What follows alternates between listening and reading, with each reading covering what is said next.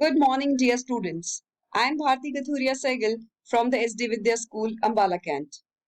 We have started the chapter number 21, Neural Control and Coordination. Today, we'll be discussing about neurons, the generation and conduction of nerve impulse, and also about the transmission of impulses. So let's start. First of all, let's discuss what is a neuron. A neuron, which is also called a nerve cell, is an electrically excitable cell that processes and transmits information by electrical and chemical signaling. Neurons are the core components of the nervous system, which include the brain, spinal cord, and peripheral ganglia. Human brain comprises tens of billions of neurons, each linked to thousands of other neurons via the chemical channels called synapse. There are many different types of neurons, but almost जितने भी neurons हैं, कितने भी अलग अलग type के, उनका main function क्या वही है कि नर्व इंपल्स को ट्रांसमिट करना. और सभी के अंदर तीन मेन पार्ट्स रहते हैं: सेल बॉडी, जिसे हम पेरिकैरियन या सोमा कहते हैं, dendrites and axon. Cell body central region है और जो मोस्ट इंपॉर्टेंट रीजन है न्यूरॉन का, जहां पर कि न्यूक्लियस लोकेटेड होता है. एज यू नो, न्यूक्लियस से ही सारा कंट्रोल होता है न्यूरॉन का. So that's why cell body is said to be the most important part of the neuron. So यहाँ पर आप देख सकते हैं, this part as we discussed it is the cell body. तो ये सेल बॉडी है जहां पर अंदर न्यूक्लियस लोकेटेड है और साथ ही साथ इसके अंदर से बहुत सारी एक्सटेंशंस निकल रही हैं और इन्हीं एक्सटेंशंस को हम कहते हैं डेंड्राइट्स. ये साइज जो है इसका सेल बॉडी का लगभग 0.005 mm टू 0.1 mm मैमल्स में रहता है. और ये सेल बॉडीज हैं जिनकी वजह से ग्रेइश अपीयरेंस, जो हम ब्रेन के अंदर ग्रे एंड व्हाइट मैटर पढ़ते हैं, तो बेसिकली ग्रे मैटर वही है जहां पर कि न्यूरॉन्स का कॉन्सेंट्रेशन हाई रहता है. सेल बॉडीज का कॉन्सेंट्रेशन जहां हाई रहेगा that will be the grey matter. अब प्रोटोप्लाज्म जो है सेल बॉडी का, उसके अंदर कुछ स्पेशल ग्रैन्यूल्स जैसे स्ट्रक्चर नजर आते हैं बेसिक डाई के साथ स्टेन करने पर, उन्हें हम कहते हैं निसल ग्रैन्यूल्स. निसल ग्रैन्यूल्स जो होते हैं ये नर्व फाइबर्स जब कनेक्ट करते हैं सेल्स के साथ तो माना जाता है कि ये डिसअपियर हो जाते हैं. तो इसका मतलब ये कहीं ना कहीं ये नर्वस एनर्जी को एक रिप्रेजेंट करते हैं और ये न्यूरोट्रांसमिटर्स जैसे एसिटाइल कोलाइन के सिंथेसिस में भी इन्वॉल्व होते हैं. सो यहाँ आप देख सकते हैं स्पाइनल कॉर्ड का एक स्ट्रक्चर, एक न्यूरॉन का, जहां पर की निसल ग्रैन्यूल्स यहाँ पर की नजर आ रहे हैं आपको. So these blue coloured granular structures are the Nissl bodies और we call Nissl granules. Dendrites जैसे हम बात कर रहे थे, एक्सटेंशंस हैं सेल बॉडी की जो कि इंपल्सेस को कैरी करती हैं सेल बॉडी की तरफ. सो इसीलिए इन्हें अफरेंट फाइबर्स भी कहते हैं. ये बेसिकली काम क्या कर रही है, ये इंक्रीज कर रही है सरफेस एरिया न्यूरॉन का ताकि वो बाकी न्यूरॉन्स के साथ कनेक्ट कर सके. डेंड्राइट्स तो लॉन्ग एक्सटेंशंस हैं, लेकिन उनके अलावा एक और सिंगल एक्सटेंशन होता है जिसे हम कहते हैं एक्सॉन. एक्सॉन जहां से अराइज होता है जिस सेल बॉडी के जिस पार्ट से, that is called as axon hillock. Axoplasm cytoplasm है एक्सॉन का और जो न्यूरॉन के अंदर प्रेजेंट रहता है. जो सेल मेम्ब्रेन है एक्सॉन की, दैट्स कॉल्ड एज एक्सोलेमा. जहां पर की स्पेशल, अब ये बहुत ही स्पेशल चीज है एक्सोलेमा, क्योंकि यहाँ पर स्पेशल आयन चैनल्स होते हैं. अभी हम आगे नर्व इंपल्स में पढ़ेंगे तो आपको पता लगेगा कि it is so important for the transmission of the nerve impulse. These ion channels are very important. Vertebrates के अंदर जो एक्सॉन्स होते हैं वो दो तरह के हो सकते हैं: those which have myelin sheath and which have the special glial cells called as the Schwann cells होते हैं. स्पेशली ये रहते हैं पेरिफेरल न्यूरॉन्स के अंदर. और स्पेशल ओलिगोडेंड्रोसाइट्स होते हैं जो कि सीएनएस के न्यूरॉन्स के अंदर प्रेजेंट रहते हैं. माइलिन शीथ का फंक्शन क्या रहता है, ये एक्सॉन को प्रोटेक्ट करता है और साथ ही साथ इंक्रीज कर देता है एक्शन पोटेंशियल के ट्रांसमिशन को. इसे हम सैल्टेशन इफेक्ट कहते हैं. वेरी इंपॉर्टेंट, क्योंकि यहाँ पर ये माइलिन जो शीथ है ये बेसिकली जो श्वान सेल्स हैं उसकी वजह से वहां पर कवरिंग्स रहती हैं. तो इससे जो आपका रेट है एक्शन पोटेंशियल के ट्रांसमिशन का वो बहुत ज्यादा हो जाता है. तो माइलिनेटेड नर्व फाइबर्स में बीच बीच में गैप्स आते हैं, उन्हीं गैप्स को हम कहते हैं नोड्स ऑफ रैनवियर. ये आप अपनी एनसीईआरटी बुक के अंदर भी देख सकते हैं श्वान सेल्स और इसका स्ट्रक्चर. सो एक्सॉन्स जहां पर आपस के अंदर कांटेक्ट करते हैं एक न्यूरॉन और दूसरे न्यूरॉन से, those junctions are called as synapse. तो साइनैप्स बेसिकली वो जंक्शन है जहां पर कि दो न्यूरॉन्स आपस में कनेक्ट कर रहे हैं, लेकिन यहाँ पर भी एक माइक्रोस्कोपिक गैप एग्जिस्ट करता है बिटवीन द टू न्यूरॉन्स, जिसे हम साइनेप्टिक गैप या फिर साइनेप्टिक क्लेफ्ट या न्यूरल जंक्शन कहते हैं. So here very clearly you can see the structure of the cell body, the dendrites, the axon which is here between, and इसके पास जो नजर आ रहे हैं आपको ये पूरा का पूरा जो अगर हम बोले तो माइलिन शीथ है और जो ये सेल्स हैं, जो ग्लियल सेल्स जिसे हम कहते हैं, these are the Schwann cells. और बीच में यहाँ जो आ जाएगा आपका, जो कि बीच बीच में जहां पर कि आपके श्वान सेल्स प्रेजेंट नहीं है, इंटरकनेक्ट कर रहे हैं, these are called as the node of Ranvier. तो ये माइलिन इंटरनोड है, जहां पर कि ये माइलिन नोड, ये बीच का जो स्ट्रक्चर है दिस इज इंटरनोड, और जहां से ये आपस में कनेक्ट कर रहे हैं, these are called as the myelin nodes. और ये है एक्सॉन हिलॉक, जिसके बारे में हम बात कर रहे थे, जो कि सेल बॉडी और एक्सॉन को आपस में कनेक्ट करता है। यहां से अब आप देख सकते हैं कि एक न्यूरॉन जो है दूसरे न्यूरॉन के साथ एस्ट्रोसाइट्स के साथ में जुड़े हुए हैं सारे के सारे न्यूरॉन्स, और इसी के थ्रू वो आपस में कनेक्ट करते हैं, और फिर वो इसी से ही मैसेजेस का आगे एक से न्यूरॉन से दूसरे न्यूरॉन में ट्रांसमिशन होता है। So they can be classified on the basis of polarity. The neurons are classified into unipolar, bipolar and multipolar. Unipolar का मतलब क्या हुआ, जिसमें कि एक ही एक्सटेंशन है, मतलब एक एक्सॉन और एक ही अगर सेल बॉडी, एक डेंड्राइट एक ही है, तो हम उसे बोलते हैं that's called as the unipolar. ये ज्यादातर इनवर्टिब्रेट्स में होता है, और अगर ह्यूमंस की बात करें तो ये डोर्सल रूट गैंग्लिया के अंदर मिलता है।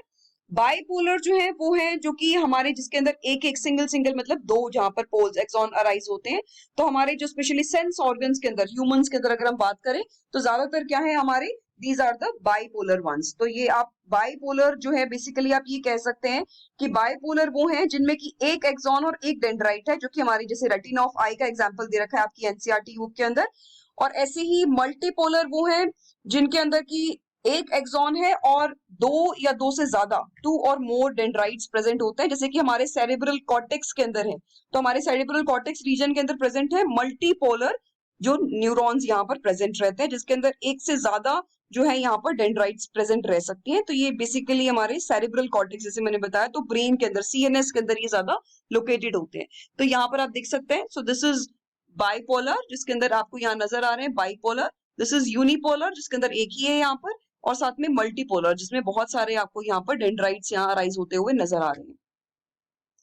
Then functional classification, afferent and efferent, जैसे कि हमने अभी लास्ट चैप्टर में ही पढ़ा अफरेंट और इफरेंट, जैसे मैंने आपको याद करने के लिए बताया था। तो अफरेंट जो आते हैं, सो सेंस ऑर्गन से जो मैसेज लेकर आते हैं ब्रेन या स्पाइनल कॉर्ड तक, they are called as the sensory कहते हैं या अफरेंट कहते हैं।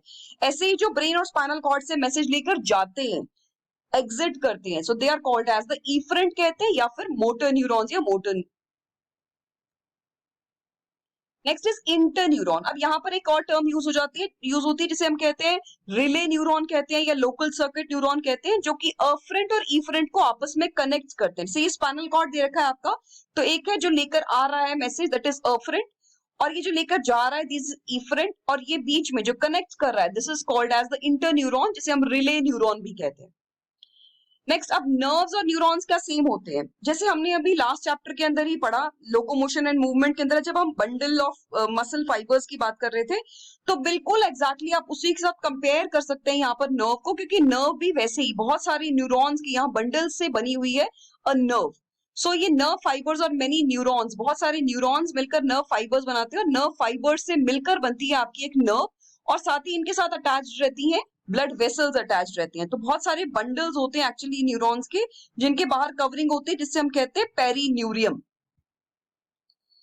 अब जो आपकी नर्व्स है वो सेंसरी हो सकती है, जैसे हमने पढ़ा, मोटर हो सकती है या मिक्स्ड हो सकती हैं ऑफ दोनों, तो उसके अंदर सेंसरी और मोटर फाइबर्स दोनों हो सकते हैं। तो मोटर नर्व्स कौन सी होती है, जिसके अंदर सिर्फ मोटर या इफेक्टर न्यूरॉन्स होते हैं, जबकि जो मैसेजेस लेकर जा रही हैं। ऐसे ही सेंसरी नर्व्स वो होती हैं जिसके अंदर जो सेंसरी रिसेप्टर्स या अफरेंट न्यूरॉन्स होते हैं, जिसके अंदर जो कि सीएनएस से मैसेजेस लेकर ब्रेन या स्पाइनल कॉर्ड तक पहुंचाने का काम करती हैं। हमने बात किया था cranial nerves, I told you जो ब्रेन से अराइज होती हैं, they are called as cranial nerves. Total 12 pairs of cranial nerves हैं, olfactory, optic, oculomotor, trochlear, trigeminal, abducens, facial, vestibulocochlear, glossopharyngeal, vagus, accessory and hypoglossal. And there are 31 pairs of the spinal nerves, जिसमें से 8 pairs होते हैं cervical nerves, जो कि cervical vertebrae से arise होते हैं, 12 pairs of thoracic nerves, जो कि thoracic vertebrae से arise होते हैं, ऐसे ही 5 pairs of lumbar nerves, जो कि यहाँ lumbar vertebrae से arise होते हैं, and 1 pair of the 5 pairs of sacral nerves and 1 pair of coccygeal nerve. तो यहाँ देख सकते हैं आप सैक्रल प्लेक्सस से जो अराइज हो रही है, ऐसे ही जो यहाँ पर कोक्लिया से अराइज हो रही है, these are called as the coccygeal nerves. Now neurons जो है basic anatomical and functional unit है नर्वस सिस्टम का, क्योंकि सारी जो नर्व इंपल्स की ट्रांसमिशन होती है वो पूरी की पूरी बेस्ड होती है न्यूरॉन्स के ऊपर। और दो न्यूरॉन्स के बीच में जैसे हमने डिस्कस किया था गैप होता है, जिस गैप को हम कहते हैं साइनैप्स। सो न्यूरॉन बेसिकली क्या करता है, बहुत इंपॉर्टेंट यहाँ पर हम एक टॉपिक डिस्कस करने वाले हैं, ट्रांसमिशन ऑफ नर्व इंपल्स। तो यहाँ ध्यान देंगे कि न्यूरॉन जो है जब तक वो मैसेज आगे पास ऑन नहीं कर रहा है या स्टिमुलेटेड नहीं है, तब तक हम कहते हैं कि वो किस स्टेज में है, रेस्टिंग पोटेंशियल की स्टेज में है। रेस्टिंग पोटेंशियल की स्टेज में का मतलब क्या है कि उसके अंदर जो है वो चार्ज, दोनों के दोनों जो चार्जेस हैं उसके बाहर और अंदर, बाहर बेसिकली क्या है, सोडियम आयंस जो है वो उसके बाहर ज्यादा होते हैं और पोटेशियम आयंस उसके अंदर ज्यादा होते हैं। और जब उसको एक कोई इंपल्स मिल जाता है और वो ट्रांसमिट करता है तो उस टाइम के अंदर जो हम पोटेंशियल कहते हैं that's called as the action potential. अब ये जो एक्शन पोटेंशियल है ये तो इलेक्ट्रिकल फॉर्म के अंदर ट्रांसमिट हो सकता है इन द न्यूरॉन, लेकिन एक न्यूरॉन से दूसरे न्यूरॉन तक ट्रांसमिट नहीं हो सकता। तो एक से दूसरे न्यूरॉन में, यहाँ देखिए, it is transferred at the synapse between the two neurons through the chemicals के थ्रू पास ऑन होता है। सो दैट्स व्हाई वी से कि जो हमारी नर्व इंपल्स है वो कैसे ट्रांसमिशन होता है, इलेक्ट्रोकेमिकल है, क्योंकि एक न्यूरॉन के बीच में ट्रांसमिट हो रहा है एज इलेक्ट्रिकल इंपल्स, और दो न्यूरॉन्स जब आपस में कनेक्ट करेंगे तो वहां पर किसके थ्रू होगा, थ्रू केमिकल इंपल्स। तो जो वो केमिकल इंपल्स की हम बात कर रहे थे वो किसके थ्रू हो रहा है, स्पेशल केमिकल्स कॉल्ड न्यूरोट्रांसमीटर। तो जब भी इंपल्स स्टार्ट होगी न्यूरॉन के अंदर तो न्यूरोट्रांसमीटर्स को एंजाइम्स ब्रेक डाउन कर देंगे ताकि वो वापस मैसेज इधर से उधर नहीं जा सके, तो बैकफ्लो को प्रिवेंट कर रहे हैं basically. So nerve impulse electrochemical impulses की फॉर्म में एक न्यूरॉन से दूसरे न्यूरॉन तक ट्रांसमिट होती है। तो न्यूरॉन जो है वो बेसिकली क्या काम कर रहे हैं, इंफॉर्मेशन का सिग्नल रिले सिस्टम का काम कर रहे हैं, और न्यूरॉन्स जो है कंडक्ट करते हैं information from one end of the neuron to the other, और साइनैप्स के थ्रू एक से दूसरे न्यूरॉन तक भी कनेक्ट करते हैं। जो पहला वाला है वो हमने डिस्कस किया, वो है इलेक्ट्रिकल इंपल्स, और दूसरा वाला है केमिकल्स के थ्रू करते हैं, chemical impulse in the form of neurotransmitters. Electrical impulse जैसे कि मैंने बताया वो स्टार्ट होने से पहले जब तक कि रेस्टिंग स्टेज के अंदर है जो एक्सॉन की मेम्ब्रेन है, तो उस टाइम के अंदर हम उसे कहते हैं रेस्टिंग मेम्ब्रेन पोटेंशियल, जो कि रहता है लगभग -70 MV। रेस्टिंग मेम्ब्रेन पोटेंशियल दो मेन आयंस की वजह से होता है, सोडियम एंड पोटेशियम, क्योंकि सोडियम का अमाउंट एक्सॉन के बाहर जो है वो ज्यादा है, लगभग 10 टाइम्स ज्यादा है, जबकि पोटेशियम एक्सॉन के अंदर लगभग 30 टाइम्स बाहर के कंपैरिजन में ज्यादा है। तो ये सोडियम और पोटेशियम दोनों मिलकर एक आयनिक ग्रेडियंट सेट करते हैं जिसकी वजह से नर्व इंपल्स का ट्रांसमिशन होता है। तो इसे हम कहते हैं, देखिए, सोडियम पोटेशियम पंप।